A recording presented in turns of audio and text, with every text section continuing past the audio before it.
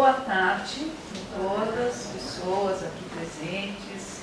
Estamos retornando. Espero que vocês tenham passado bem nesse período que estivemos afastados, ficaram bem acompanhados pela boa espiritualidade. E aqui, retomando, a Vivi fez uma excelente introdução e fica a mensagem de, se nós pensarmos que no Espiritismo aprendemos que a fé é raciocinada, para raciocinar tem que ter conhecimento, para ter conhecimento tem que ter estudo. Então a casa oferece, e nós damos muita ênfase nesse trabalho do estudo. Eu posso dizer com muito carinho, porque participo há muitos anos, assim como a Vivi participa, com coordenação e tudo. Também temos a Clóris, que dá palestras e também é muito preparada para dar aula, mas ainda não veio a oportunidade dela querer dar, né? A oportunidade dela, porque a gente convida. E nós sabemos que como é importante para a gente poder ter esse, vamos dizer assim, a gente para poder até se contrapor a alguma coisa, a gente tem que ter conhecimento. Isso serve para todos os setores da nossa vida. E aqui, hoje, a gente começa o nosso ano, também quero fazer um agradecimento à Vera e o Álvaro, que são os nossos colegas que escolhem as palestras, pegam esse livro, esse ano é o Fonte Viva, e eles verem todas as lições, as sequências que fazem sentido, e distribuem isso num calendário que nós já recebemos para o ano inteiro, vamos recebendo, eles já sabem, eles vão passando mensalmente para todos os palestrantes. É um trabalho bastante criterioso. E nós vamos ter hoje o prazer de ouvir, eu não sei se está escrito aí na lousa, eu acho que não, né? Não está? Tá lá, olha, Na Grande Romagem, que é o do livro, então, Fonte Viva, que a gente não trocou, né? Vamos trocar depois. E esse livro é Chico, que faz a psicografia, e o Espírito Emmanuel, que faz toda a fala para o Chico ter feito esse livro, né? É um livro muito gostoso. Eu particularmente, quando eu estava também no meu começo e ainda tenho esse hábito, eu ouço a palestra e depois eu leio a lição. Porque nós palestrantes, a gente vai trazer uma ótica e algo que nós fomos tocados para falar. Mas quando nós lemos, a gente pensa outras coisas também. Então enriquece muito. Quer dizer, como se a gente aproveita aqui e depois aproveita dentro das nossas convicções, o nosso pensamento, e eu acho que é bastante interessante. Para quem se interessar, fica a dica, para mim funciona, não quer dizer que seja bom para todo mundo, mas estou dividindo. Bom, então começando mesmo a lição, Na Grande Romagem. Uma lição então de Emmanuel, que ele diz assim, ele começa tirando um texto que é do Evangelho, é uma carta de Paulo aos Hebreus. Está no capítulo 11, e a parte que ele extrai para desenvolver a lição o número 8, é o versículo 8. A fala é assim: foi pela fé que Abraão, respondendo ao chamado, obedeceu e partiu para uma terra que devia receber como herança, e partiu sem saber para onde ia. Primeiro eu vou dar uma contextualizada de nós sabermos essa carta aos Hebreus.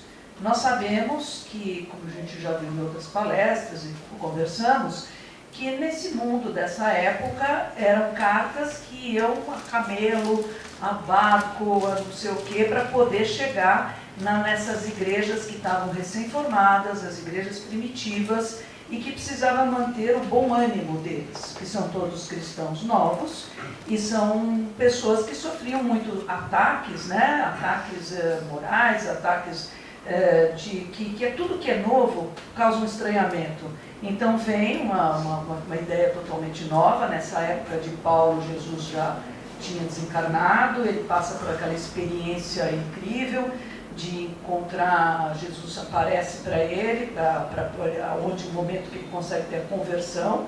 Ele era um hebreu, ele era um homem de estudos, um homem letrado, e ele vai, com todo esse conhecimento, então, como nós estamos falando, ele sim pôde mudar, ele tinha todo um parâmetro também, para poder se basear e entender toda essa fé que Jesus veio trazer para ele, uma outra ótica. E ele foi o grande divulgador da doutrina de Jesus. Ele foi um homem incansável. Eu gosto de falar só de naufrágio, acho que foram 3, né? 3. Só afundar o navio 3 vezes, porque estava levando a palavra para lá e para cá, né? Então, aqui, o conteúdo dessa carta, eu acho muito importante para o desenvolvimento do raciocínio aqui da nossa lição.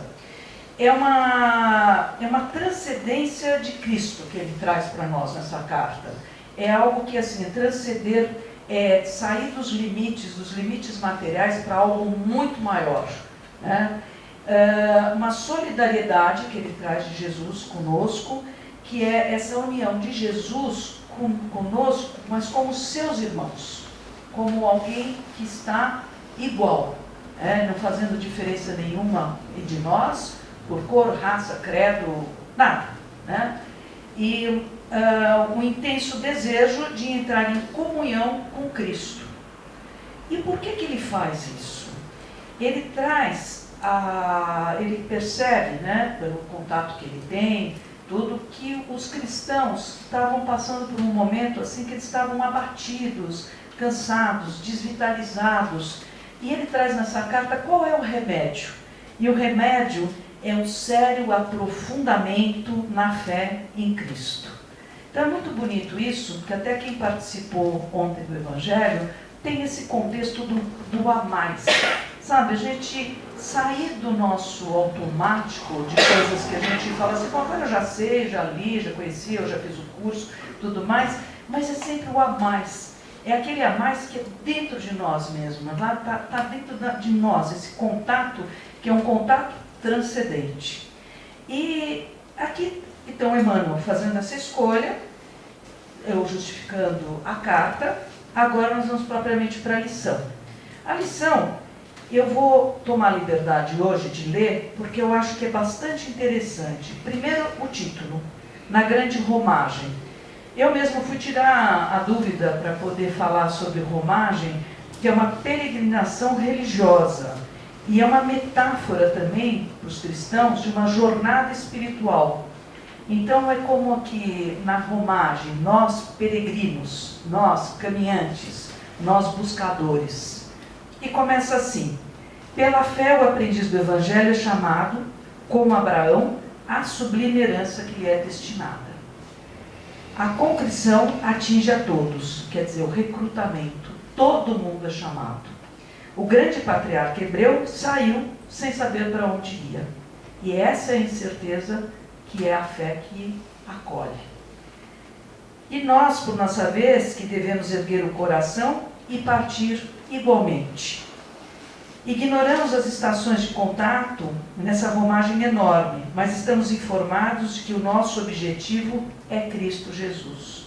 Isso é que tem que estar claro para cada um de nós, quando faz sentido quem chega a ter essa oportunidade, qual é a nossa meta?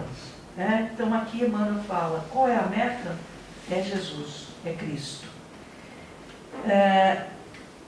Quantas vezes seremos constrangidos a pisar sobre espinheiros da calúnia? Quantas vezes transitaremos pelo trilho da incompreensão? E assim Emmanuel vai falando uma série de coisas que são desafios, que são uma falta de compreensão muitas vezes, de atenção, de até amorosidade que as outras pessoas vão ter por nós, e que ainda assim a gente vai ter tudo isso.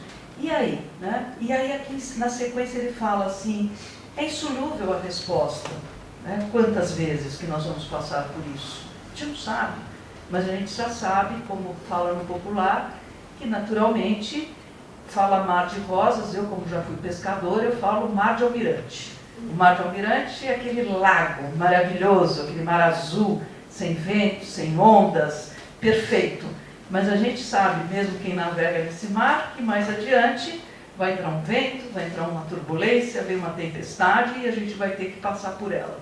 Seja no barco, na metáfora, na vida. Importa, contudo, marchar sempre no caminho interior da própria redenção, sem esmorecimento. Então, aqui eu vejo bem como a redenção é um resgate. É um resgate que Jesus veio fazer conosco. Ele veio nos trazer a um outro lugar, a um outro entendimento da vida. Começando a trazer a ideia de um Deus amoroso, um Deus que nos perdoará, um Deus que sempre nos trará a oportunidade. Ainda assim, é dispensável seguir sem desânimo. Quando não seja possível avançar 2 passos por dia, isso aqui eu achei muito legal, vejam. Desloquemo-nos para diante pelo menos alguns milímetros. Porque muito que nos dá o desânimo é a gente ter a meta muito longe, muito distante, e a gente achar que, como algo mágico, nós vamos estar lá. Tudo é um caminho, tudo é pedrinha por pedrinha, caminho por caminho, aquele passinho. Às vezes a gente está numa fase top, né? E a gente dá aquelas passadas e tal, mas não é assim. Às vezes até a gente constrói as coisas, vamos dizer, num solo muito arenoso, quando a gente faz precipitadamente. Essa solidificação, ela é trabalhosa. E para isso a gente tem que ter perseverança, tem que ter vontade e combater o desânimo que vem muitas vezes. Então qualquer pequeno deslocamento favorável não é pequeno, ele é muito grande, porque ele avançou um pouco, e pouco, e pouco. E nós vamos chegar num todo. Abre-se aqui a vanguarda em horizontes novos entendimentos de bondade, iluminação espiritual e progresso na virtude. Aí ele fala assim: subamos sem repouso pela montanha escarpada. Aqui Emmanuel traz esse entendimento da nossa condição humana. Não é fácil. Nós viemos aqui com muitos desafios. E esses desafios nós não podemos nem reclamar. Porque quando nós reencarnamos, nós combinamos que nós vamos passar por essas coisas. E eu tenho a sensação que eu exagerei um pouco. Já tentei até fazer uma conversa, falar, olha, tem umas coisas que eu queria rever, tal, eu não sei o que mais, isso que eu falei, né? Podemos repensar, tem algum jeito. E eu acho que todos nós chegamos a um certo momento e falamos, puxa vida, né? O que será que eu inventei, né? O que eu inventei, né? Socorro, né? Mas aí não tem jeito, a gente vai ter que passar, né? Como falam aqui, cada um sua cruz. E tem aquela imagem daquela coisa que eu acho tão bonitinha, que é um desenho que vai mostrando muitas pessoas carregando cruz, né? E vai, carrega, tudo lá, sofrendo e tal. E tem sempre o mais esperto, né? Mais brilhante. Eu acho até bastante criativa a ideia da pessoa que vai, corta a cruz, fica só com um pedaço e vai lá todo legal, ultrapassa todo mundo, fica todo contente. Só que chega no momento, ele chega primeiro, e tem um espaço, bem assim, ele está numa montanha, tem outra, e ele não sabe como ultrapassar isso. E os que vêm atrás colocam a cruz que é exatamente do tamanho da passagem. Todo mundo vai embora e ele fica. Quer dizer, vai ter a reencarnação com mais problemas, porque é o que não fez, porque vai ter que fazer, então, né, a gente tolerar e levar isso como? Aqui está, né, o que o Emmanuel fala, com fé. Com mais fé. E aqui então ele vai falando da montanha escarpada, que a gente vai vencendo as dificuldades e tal, e fala que Jesus não se abalançou a disputar nem mesmo por um pouco, em face da crueldade de quantos perseguiram, de modo a ensinar-nos o segredo divino da cruz com ressurreição eterna. Então Jesus talvez poderia fazer algo para amenizar a dor, né? Ele poderia estar com todo aquele sacrifício, mas poderia ter feito bom consentidor, né? Uma pessoa que conseguia multiplicar pães, conseguia salvar as vidas, os leprosos, entre outras coisas, mas não, ele teve total compreensão de qual era a missão dele, o que queria deixar para nós. E principalmente isso, que nós temos que ver que a ressurreição eterna, que aqui nós podemos traduzir como a vida, não a morte, a vida, uma outra vida, em outra dimensão. Nesse momento, muito de nós não temos essa habilidade de ver os espíritos, mas que a gente pode sentir desde que a gente abra o coração, abra a nossa intuição, abra a nossa mente, para podermos receber muitas vezes mensagens que a gente fala, ué, por que eu pensei isso? Nossa, por que eu vou falar aquilo? E às vezes é realmente vamos falar de uma forma mais poética, os bons anjos que estão nos inspirando. E assim, no último parágrafo, aí tem uma mensagem positivíssima de Emmanuel, que é: meu amigo, onde estiveres, lembra-te que aí permaneces por um pouco de tempo, modera-te na alegria e conforma-te na tristeza, trabalhando sem cessar na extensão do bem. porque é na demonstração do pouco que caminharás para o muito, de felicidade ou de sofrimento. Que aqui entra também o nosso conceito do livre-arbítrio.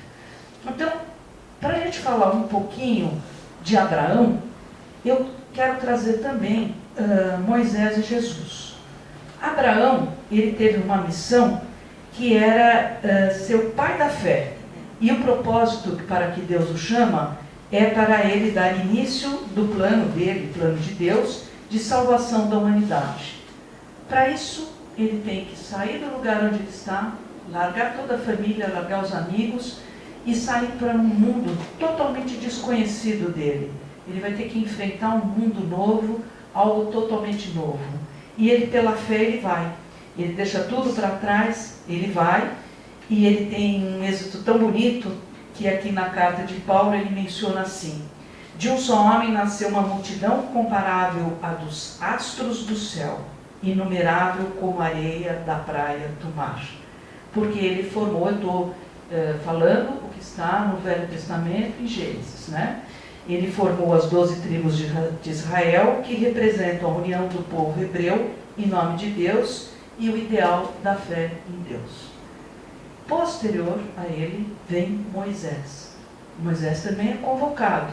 Não dá aqui para eu falar da vida de Moisés, depois, oportunamente, a gente pode até falar, que é bastante interessante. Eu acho que é uma boa biografia para se ler. Que ele é libertador, ele é um líder e ele é um profeta. E ele é escolhido por Deus para liberar o povo de Israel, que estava como escravos no Egito. Então ele enfrenta tudo, enfrenta todos. Imagina enfrentar o faraó, o que deve ser, né? Ele enfrenta o faraó e vai com fé, com coragem e com muita obediência e perseverança. Ele vai e ele leva o povo até a terra prometida. E por quê? Aqui é que vem. Moisés tinha a certeza que Deus estaria com ele. E ele faz. E Jesus, que é a perfeição da fé. A fé de Jesus é o padrão para todos os cristãos. A gente sabe que ele inspira a nós confiarmos, nós acreditarmos e nós introjetarmos esse Deus de uma amorosidade tão grande, aonde ele pode falar para nós: amai-vos uns aos outros como eu vos amei. Então aqui é toda uma ideia de uma esperança e de um chamamento para nós, que é isso. A vida pode ser com bastante íngreme, escassa, difícil, cada um mais, menos, mas a gente tem aonde recorrer. Cada vez que a gente precisar, a gente manter essa fé viva dentro de nós. E a alimentação da fé viva é isso, sabe? Nós estamos fazendo hoje, quinta-feira à tarde. Nós estamos aqui para ouvir um pouco, né? Para poder pensar um pouco. E toda vez a gente tem aonde recorrer. É uma coisa como se a gente põe a iluminação constante dentro da nossa vida. E a gente faz essa fé, ela ser pulsante. Que a gente acredite na nossa existência aqui como uma existência muito maior do que a gente pode atribuir. Para terminar, que eu estou vendo aqui o horário, eu gostaria de pensar assim, como essa reflexão pode trazer para nosso dia a dia. Então nós podemos pensar em Abraão, que é confiar, mesmo quando o caminho ainda não está claro para nós. De Moisés, coragem, mesmo diante de dificuldades. E de Cristo, que é o exemplo perfeito, nós podemos entregar nossa alma, nosso espírito e ficarmos tranquilos que nós estamos sendo cuidados e amados. Eu vou terminar com o começo de Hebreus, que fala assim: a fé é um modo de possuir desde agora o que se espera, um meio de conhecer realidades que não se veem. Foi ela que valeu aos ancestrais um bom testemunho. E que fique o caminho para 2025, seja uma boa romagem para nós. Obrigada.